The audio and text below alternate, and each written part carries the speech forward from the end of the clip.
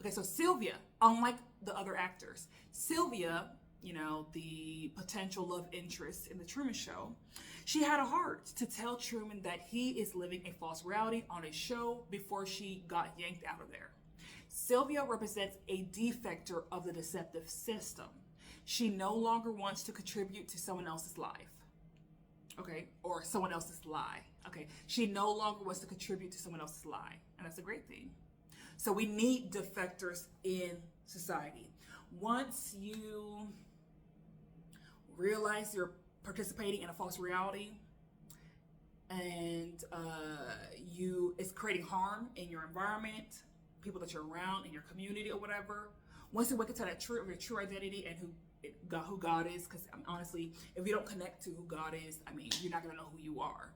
So once you do that, you get to now make the choice and use your free will to not be a co-conspirator to the false reality anymore. I'm not going to give in to this thing that's been promoted anymore. I'm not going to be an NPC. Okay, so NPC goes for non-player character.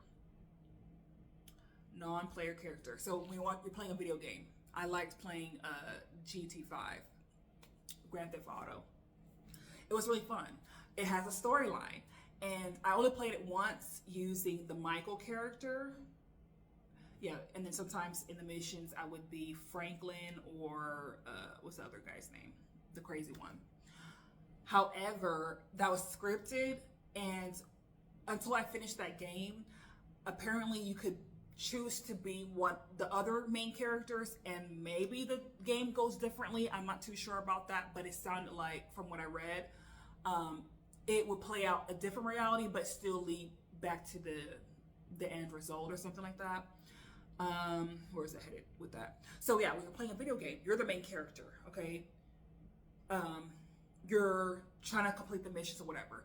All the other characters are automatic.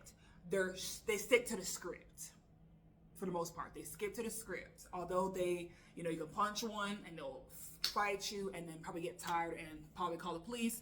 But there's so many options they have, pretty much. So anyways, to me, breaking down what NPCs are and how they play out in society. Okay, these people are limited to a script. They're unable to think beyond the script or programming, usually lacks creativity and innovation.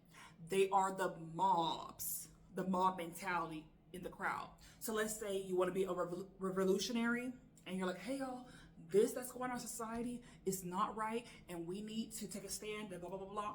Those are the crabs in the barrels that will come out and say, he's trying to,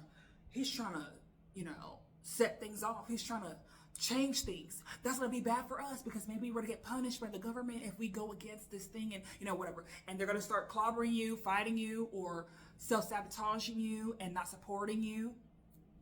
They're going to be sellouts because actually it has been documented for like the civil rights activists or whatever. There will be somebody in their group that is a agent, okay, a 3-letter agent who has been sent among them to disband the whole thing, to leak when they're going to have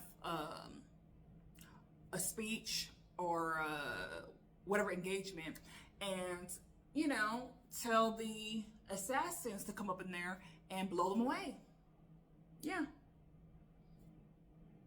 So those NPCs with a limited mind, they're programmed to pretty much like stop innovators, to stop change, basically.